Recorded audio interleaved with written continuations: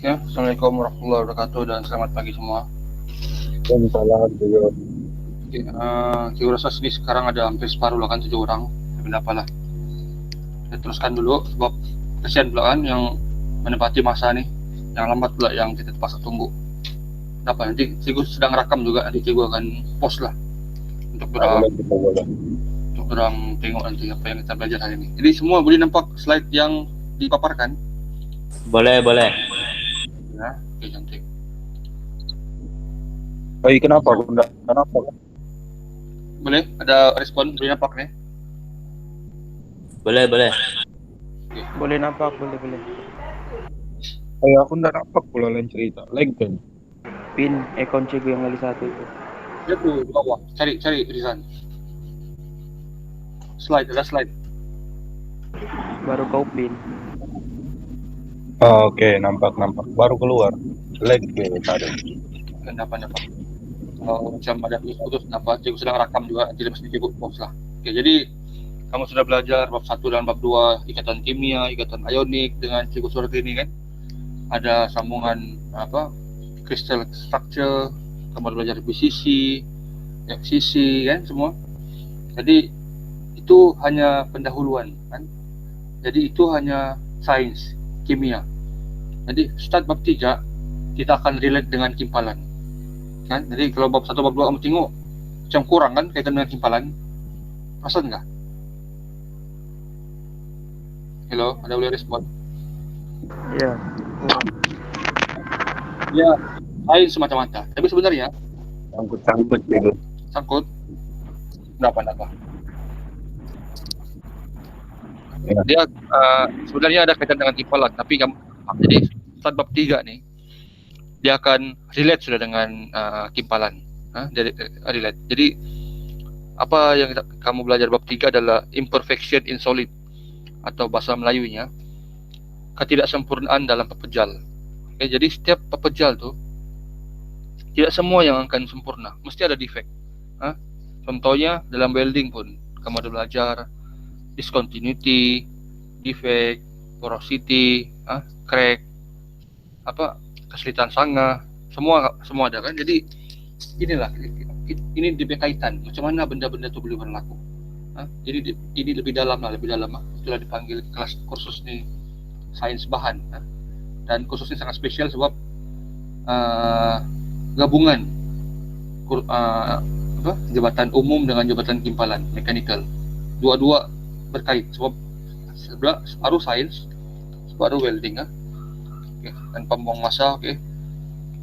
Kursus ini memperkenalkan pelajar mengenai sifat-sifat dan ciri-ciri bahan yang sangat penting dalam setiap mereka bentuk kejuruteraan modern.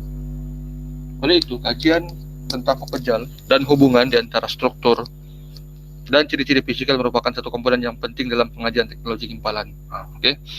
Jadi dalam kursus ini kita belajar tentang sifat-sifat bahan yang berkait dengan kejuruteraan kimpalan secara khususnya lah.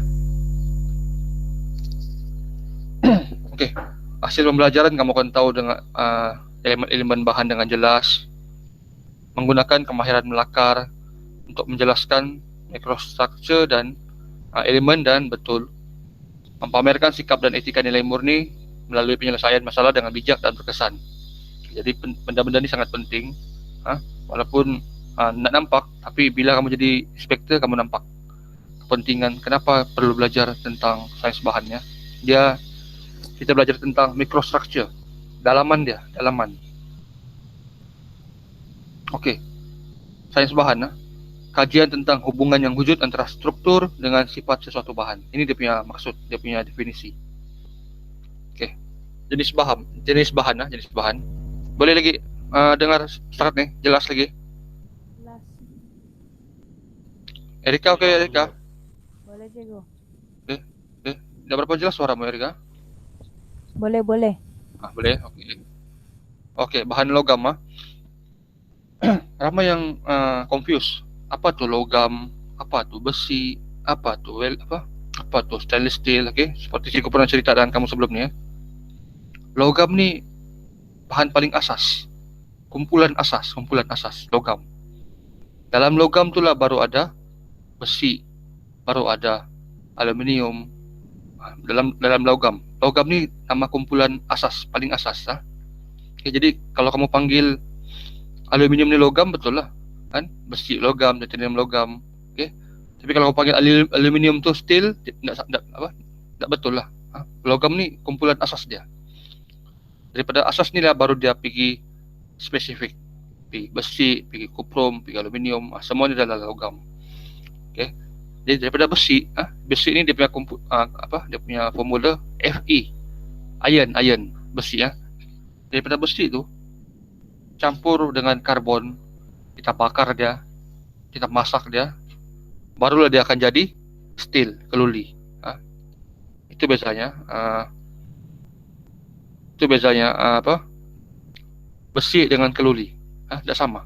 Kadang-kadang kamu panggil steel kan, jadi bau besi itu salah, dia panggil keluli sepatutnya, steel. Dan benda ni kadang-kadang cikgu pun tersilap, cikgu pun tersilap. Kan kadang-kadang ada cikgu yang masih tidak berapa paham apa perbezaan besi dengan keluli. Dia benda yang berbeza. Besi ni kandungan dia Fe, iron, yang bila dia diproses baru dia jadi besi, baru dia jadi keluli. Okey. Jadi kalau kamu nak belajar ni, kamu nak tahu benda tu kan, struktur. Okey, seterusnya struktur habuluran dengan atom tersusun secara tertib. Ini bahan logam, pengalir terma dan elektrik yang baik. Okey, bahan logam ni dia boleh mengalirkan elektrik dengan baik. Dan terma, bila kamu dengar terma ni, ada boleh tolong cikgu apa maksud terma?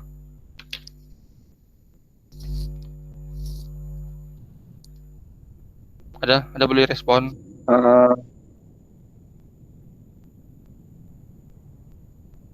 Boleh Rizan?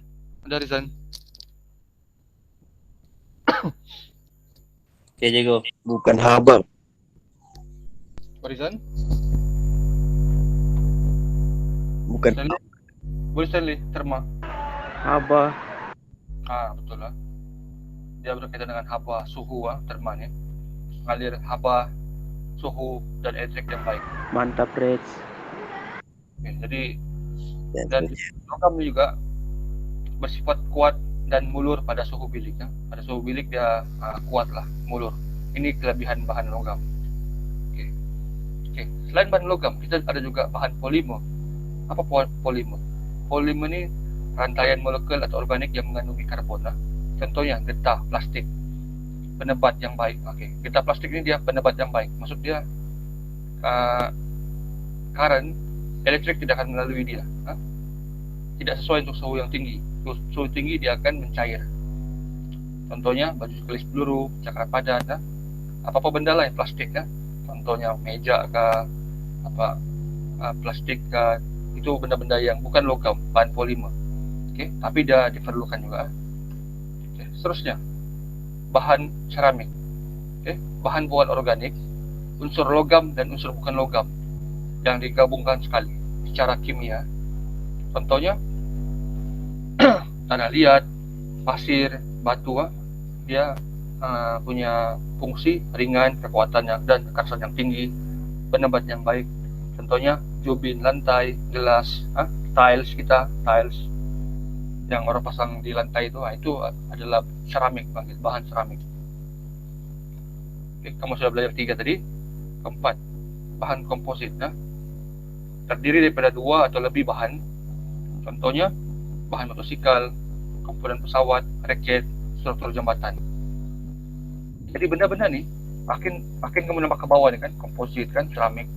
Dia adalah gabungan daripada logam dan bukan logam, digabungkan untuk mencapai atau menghasilkan satu benda yang lebih baik daripada benda asal.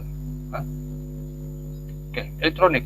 Okey, peranti elektronik, handphone kita tu kan, chip semua tu, micro SD, SIM card, chip silikon, resistor, diode, semua ni dihasilkan hasil gabungan logam dengan bahan bukan logam. Okey, bahan bio, bahan yang ditanam dalam badan manusia. Contohnya kadang-kadang kalau kamu ada family kan yang ada masalah jantung, kan, jantung kita berdegup. Tapi ada orang jantung dia kalau tidak ada spark daripada berhenti. Dia tidur, tiba-tiba berhenti. Dia berhenti, mati lah. Jadi saintis sudah buat bahan bio, hasil gabungan logam dan bukan logam juga, ditanam dalam jantung manusia untuk bagi spark. Kalau jantungnya berhenti, dia spark supaya hidup balik, berdegup balik. Kan? Ini adalah bahan bio. Kan? Dan dia sesuai lah untuk membantu manusia. Okay, bahan termaju, contohnya komputer, laptop, telefon, dan akan datanglah tab semua kan, 5G semua tu, itu bahan termaju dipanggil. Dia hasil gabungan daripada bahan asas tu tadi. Okay. Bahan pintar, sensor. Okay. Itulah, ada 8 bahan kan, nampak seperti tadi. Dia adalah hasil gabungan-gabungan. Okay. Itulah, kadang-kadang kita salah, kita bilang satu bahan tu kan. Kalau kita mau lebih diam cantik atau lebih maju, kita perlu gabungkan dengan bahan lain. Okay. Nama dia ni, bila hasil penggabungan tersebut dipanggil alloy. Itu kamu jangan lupa, alloy. Bahan alloy. Semua dari tadi ni, bahan nombor 3 hingga nombor 8 dipanggil alloy. Hasil gabungan dua benda untuk menghasilkan benda yang lebih baik. Okey, boleh sepakat ni? Boleh. Boleh. Okey, untuk subjek ni akan ambil masa 2 minggu untuk selesai. Jadi cikgu tidak akan habiskan pada hari ini ya. Cikgu tidak akan habiskan hari ini. Kita akan setengah ya, mungkin sampai tengoklah, mungkin sembah selalu sampai C atau sampai D lah, ataupun sampai B. Tengok macam mana kita punya masa. Kan? Nanti minggu depan kita, hari Rabu kita akan belajar lagi habis. Hari Jumat kita kuis. Okey, jadi bab 3 ni kita akan ada 4 kecacatan ataupun defek yang berlaku dalam pekerjaan. Okay. Contohnya, apa?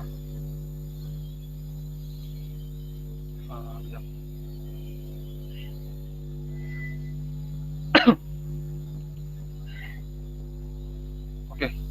Understanding the point defect. Okay. Ini adalah ataupun kecacatan titik A, B, line defect, kecacatan garis, surface defect, kecacatan permukaan, tadi volume defect, kecacatan isi padu. Okey, ada 4 kecacatan. Jadi kalau kita tanya soalan, apa jenis kecacatan yang berlaku dalam dalam solid, ada 4 ni lah. Ada 4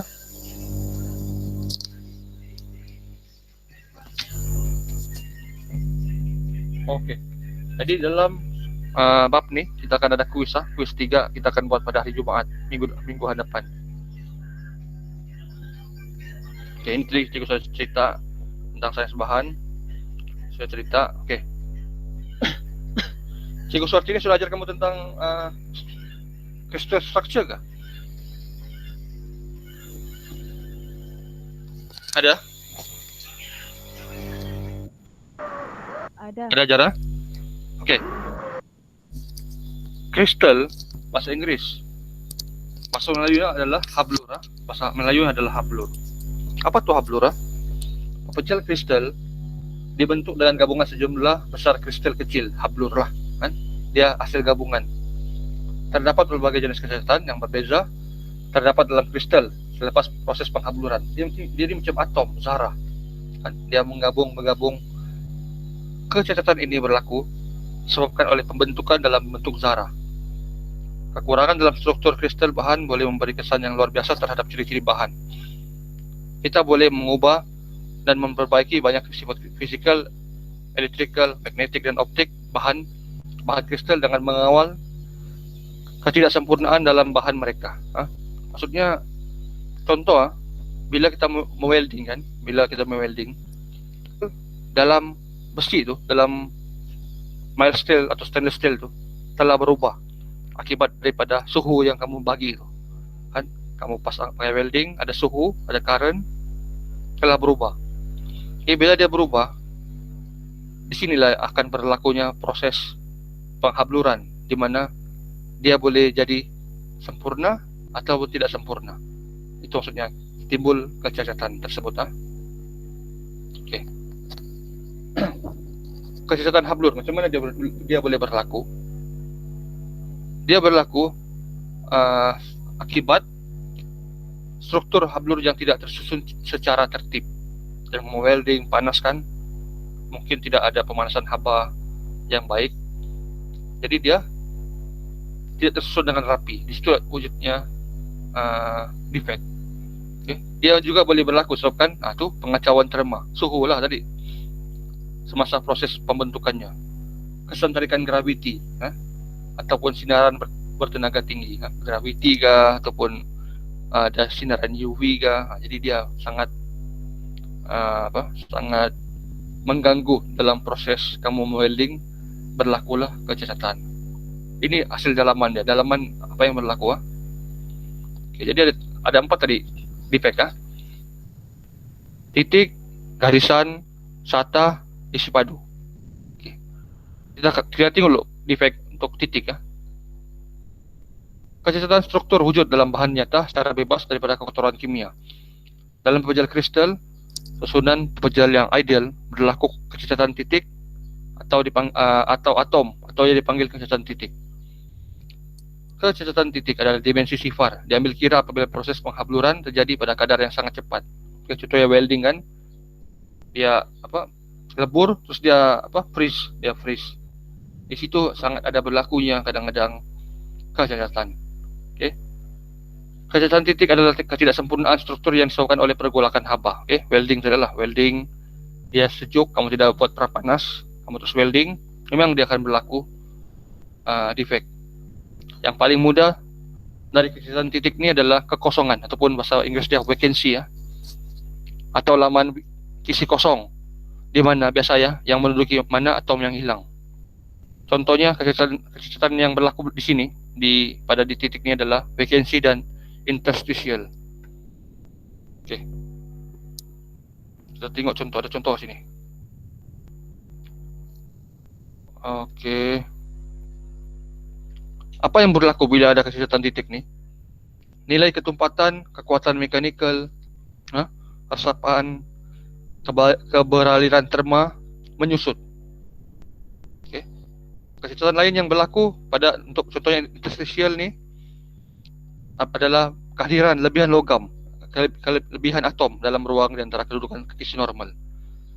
Kecacatan ini menghasilkan gangguan dalam susunan atom dan ikatan elektron dalam satu hablur. Kamu sudah belajar kan ikatan elektron sama Cikgu Tini? Hello? Ada? Di sinilah. Di sini dia akan ganggu susunan elektron tu. Jadi berlakulah tidak sempurna dan maksudnya dia punya kualiti logam tu tidak akan baik. Cikgu tengah cari gambar ni. Okey. Ini tadi kekosongan. Kekosongan ni hanyalah tapak atom yang tidak didiami oleh struktur kristal. Kamu dah akan paham ni baca ni. Cikgu cari, okey ni nah. Okey. Kamu nampak atom-atom ni semua? Nampak? Nampak. Okay, kan? Tengok dalam satu gambar ni ada 2 kecacatan yang berlaku. Okey. Boleh nampak tak cikgu punya Cikgu punya mouse bergerak ni? Boleh nampak? Boleh. Okay. Yang normal enggak, cikgu. Oh, nampak. Dan nampak cikgu punya mouse? Nampak. Nampak. Okey. Kalau di normal, tengah-tengahnya ada kosong. Contoh, cikgu tunjuk ini di bawah ni. Ni 3 biru ni, 5 biru ni. Ini normal. Okey. Ini normal lah. Kecacatan berlaku contohnya yang ini. Ni kosong. Nampak kosong ni? Vacancy. Nampak. Ini 1. Dalam gambar ni ada 3 kecacatan. Kecacatan bertitik ini. Satu adalah vacancy. Kekosongan. Maksud dia mula-mula atom ni penuh. Fit. Bila kamu welding, tiba-tiba di sini hilang. Jadi ini adalah kecacatan 1. Okey, kecacatan. Kecacatan kedua yang hilang ni dia pergi mengampit di ujung-ujung ni. Nampak ni? Shaft interstitial atom. Boleh? Boleh, nampak. Arwan, nampak Arwan? Yang cikgu tunjuk ni. Nampak, cikgu, nampak. Ini, okey. Yang ini adalah nama kecacatan dia adalah self interstitial atom. Okey, tadi tu vacancy. Kedua tu adalah self interstitial atom. Maksud dia yang self interstitial ni dia pergi mengampit pergi tempat yang lain. Sudah dia mengampit sempit lagi. Jadi di sini akan berlaku kecacatan. Okey, tidak seimbang. Mula-mula selesa. Kan? Mula-mula selesa. Tiba-tiba mengimpitlah satu orang ni. Jadi ini kecacatan di sini, kedua. Okey. Kecacatan ketiga, tengok yang warna hijau ni. Boleh respon? Nampak? Nampak. Nama dia adalah interstitial impurity atom. Okey. Maksud dia adalah ada material lain yang masuk dalam ni, tapi lebih kecil. Okey, lebih kecil. Okey, dia mengganggu dalam ni. Okey, contohnya kalau kamu belajar nanti kita belajar apa? Inspection ya sama cikgu Grace nanti, sama cikgu nanti proses inspection welding nanti. Ada dipanggil hydrogen crack. Ada dipanggil hydrogen crack. Itulah kenapa hydrogen ni kan sebenarnya jahat dalam steel. Dia boleh masuk dalam hydrogen ni gas. Bila kamu punya electrode, kamu tidak masukkan dalam oven, hydrogen akan masuk dalam electrode kamu. Bila sudah dia masuk dalam tu, bila kamu welding, daripada electrode dia masuk pergi kamu punya plate. Bila masuk dalam plate, di situ dia akan timbulkan crack. Nama crack tu adalah hydrogen crack. Inilah contoh dia. Okay. Kalau kamu belajar inspection, kamu hanya belajar itu saja, kan? Hanya itu saja. Bila sains bahan, kita kasih nampak di mana dia mengganggu. Yang hijau itulah dia, interstitial impurity atom.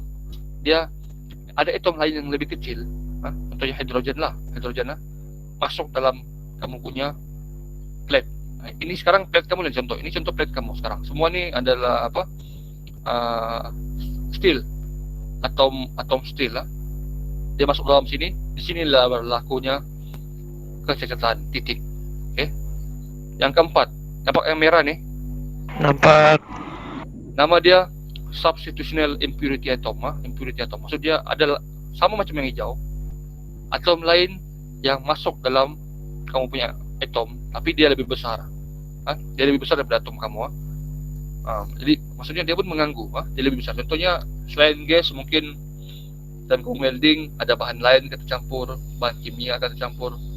Jadi di situlah dia merosakkan kamu punya kamu punya susunan zarah-zarah atom. Okay, jadi dalam exam nanti, tentu nanti ada exam ujian. Ada gambar begini. Tolong bulatkan di mana kecacatan. Jadi sekarang tidak apa? Sekarang ada bulat, senang. Nanti dalam exam ada gambar begini. Disuruh kamu cari mana kecacatannya. Jadi kamu tolong apa? Kamu tolong bulatkan dan jelaskan apa maksud kecacatan tersebut, apa namanya, dan apa kesan dia. Okey, sudah tadi line defect. Kita pergi tadi point defect, sekarang line defect. Kecacatan ini dikaitkan dengan kehelan. Kehelan ni adalah susunan linear atom yang terdapat ketidaksempurnaan pada ikatan atomnya. Okey. Kehelan terbentuk semasa berlakunya proses pemejalan. Okay, cikgu cari gambar lah. Kalau kita tengok ni susah sikit.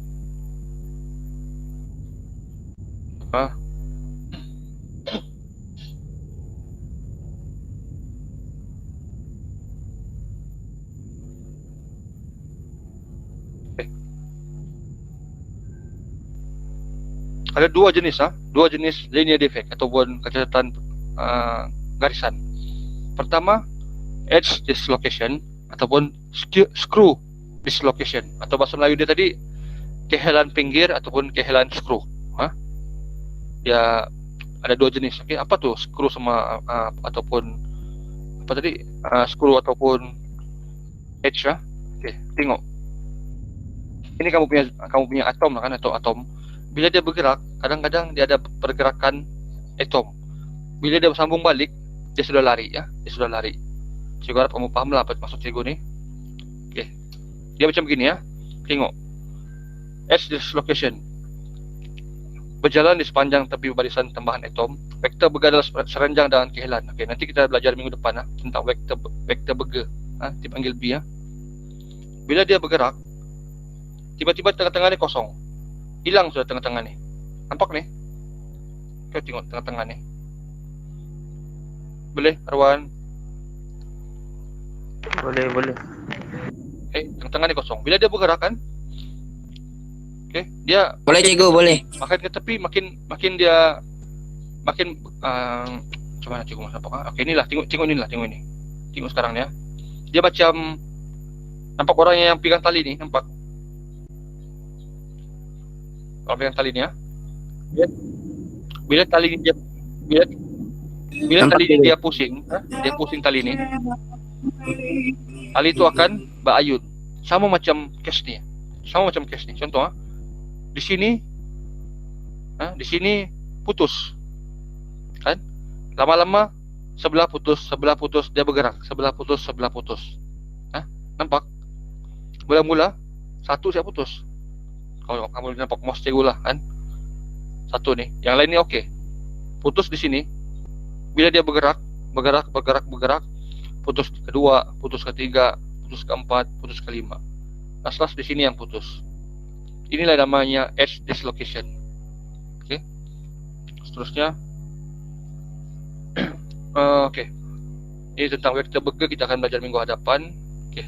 Screw dislocation sama juga Sama juga. Spiral menyusun sebuah kristal di sekeliling garis dislokasi. Vektor Berger selari dengan garis dislokasi. Okey. Dia begini. Sama juga, bila dia bergerak ke kanan, dia akan putus. Okey. Jadilah dia begini ya, dislocation line. Cuma kamu faham ni, kamu kena belajar vektor Berger. Tapi tidak apa, minggu depan kita akan sambung vektor Berger.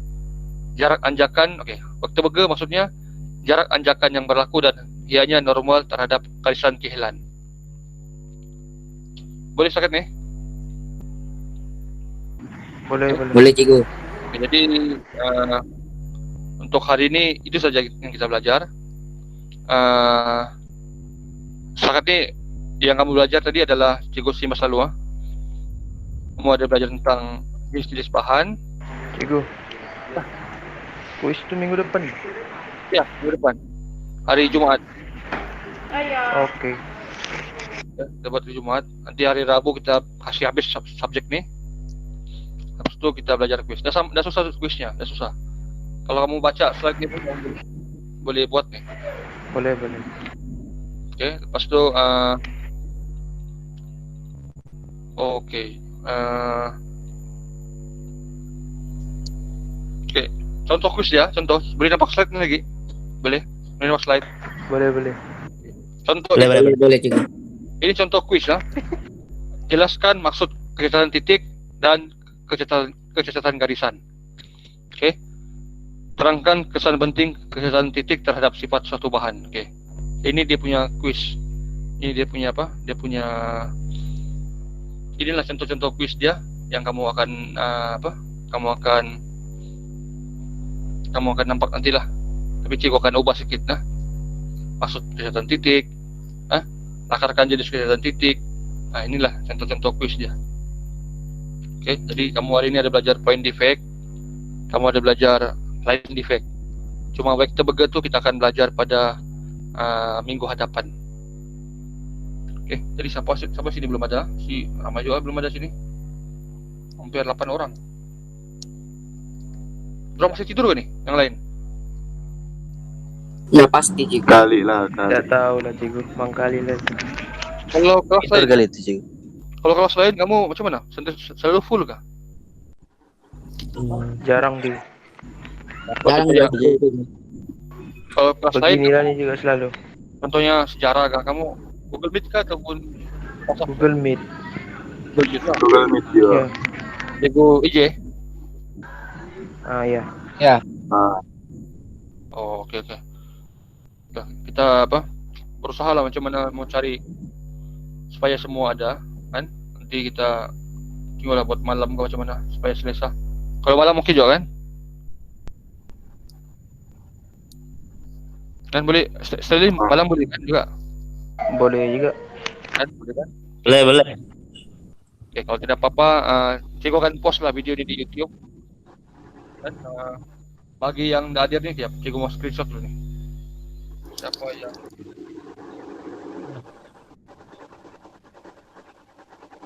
Stand kameramu, stand senyum-senyum dulu kau.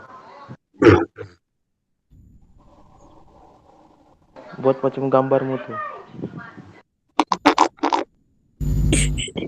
Cepat stand. ada apa sholat? Tiada Cigo. Tiada Cigo, tiada. Ada aku ada. Terima kasih karena menghadiri kelas kita pada hari ini. Kita jumpa minggu hadapan. Oke. Sekian, terima kasih ya. Boleh Cigo. Oke Cigo. Jangan rindu terima kasih. Cigo berangkat. Biar Kamis ya. Oke, Cigo. Masih. Cigo. Oke. Udah, seru untuk slave. Udah, Mun. lanjut. Senyum dulu kau Mun. Udah. Sedmon Malas terus kita. squad lain Jo. Jarang-jarang kau masuk nih Mun. Cepatlah. Wah, Terus squad lain Jo kalau Sedmon. Mun bah, nah terus lift dulu Wah. Mun.